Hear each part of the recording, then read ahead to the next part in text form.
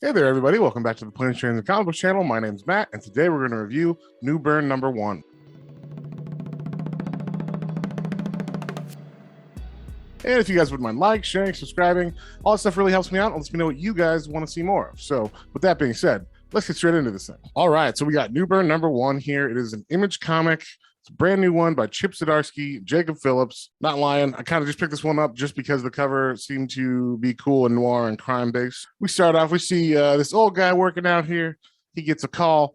We don't know who's on the other end, but we just hear understood. And he stops working out and he gets dressed. And we see the first chapter is called Carmine's Apartment. So this old guy that we saw earlier working out, he arrives at a crime scene via driver and talks to the cops. And the cops just, one of them's kind of like, hey, you're not allowed up here. Who are you?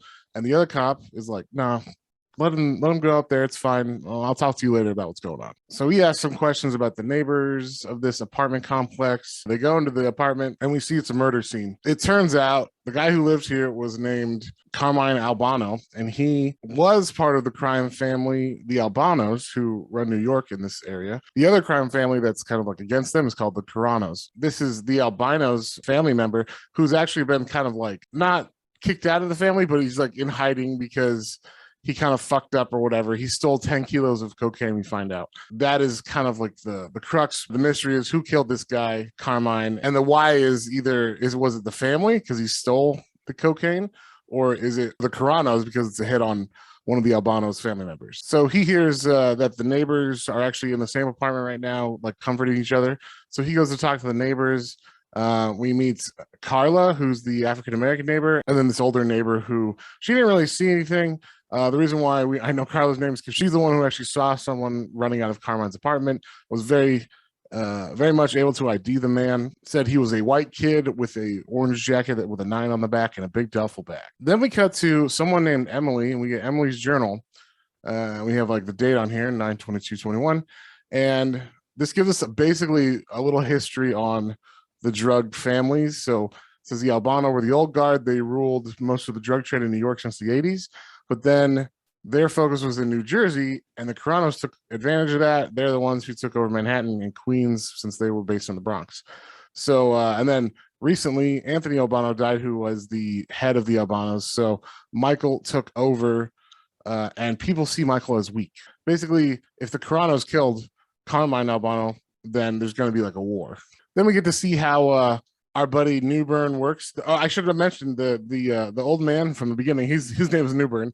He's the main character of the story. His name is Easton Newburn, but people just call him Newburn. He is kind of like a PI specifically on retainer for all the crime families. So if someone dies mysteriously, he is able to work within all of the crime families, including not just the Albanos and the Carranos, but also like the Yakuza, the Russian mob. That way, he's kind of untouchable because if he gets hurt, then everybody's gonna try to find out who killed him, and because he's worth something to all of them. So he's kind of protected in that situation with all those families. And so he goes to the Russian mob here, and he gets let in. the guy who's at the door, I guess, was new, didn't know who he was. The reason why he's here is because he noticed that the white kid they ran out with the duffel bag wasn't too smart with his giant jacket with his easy to ID. So he must have run past this place down the street, which has cameras, which just happens to be a Russian mob place. Basically, they catch him directly on camera. They know exactly who it is, and he's able to ID him, no problem. We get another Emily's journal, but this is basically just saying what I said, where Easton Newburn used to be a cop. Now he's a PI, but he only is working for retainer for the mobs, the different mob families. And that kind of helps everybody keep the peace. All right, so since he was ID'd, this kid gets brought in. Turns out he is, in fact, a Carrano, but he didn't know who the guy was or anything that he killed. It seems like he was maybe set up, but we're not sure exactly what's going on. But the thing is, he did kill the guy. He definitely killed the guy, and he knew he had cocaine. He went there to buy cocaine. So someone told him, hey, go to this guy's apartment. He's got cocaine to buy from you. He set up this deal with Carmine Albano and this kid. Carmine apparently was like kind of weirded out by the kid. Things went bad, and the kid actually killed Carmine. So Newburn comes up and he's like, hey, and they're like, oh, are you the lawyer? And he's like, yeah, I'm the lawyer. So he just gets to talk to the kid without anybody in there.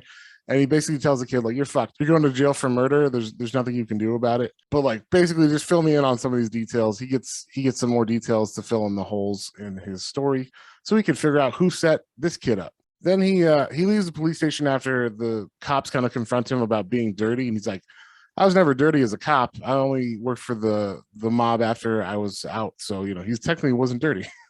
And then his driver's like, hey, are we going back to home base, sir? And he's like, no, Henry, not yet. We got something else to do. So I'm going to leave it there because I don't want to spoil the whole ending of, who done it and who's doing what.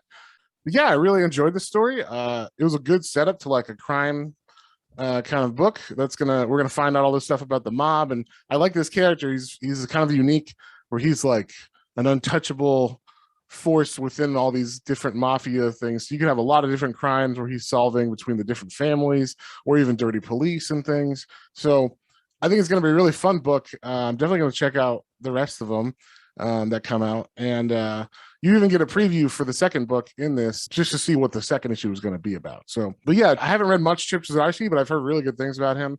So yeah, he's definitely strong. He kind of reminds me of like, he's kind of following the path of like Ed Brubaker or something, where like he's writing Daredevil, and apparently it's a really good run on Daredevil. And then like he's doing crime books, and who doesn't like, cool crime books? This book I definitely give a 4 out of 5. The art was pretty solid. It was a little like the very beginning, the first couple pages, I was kind of like, I don't know if I like this art.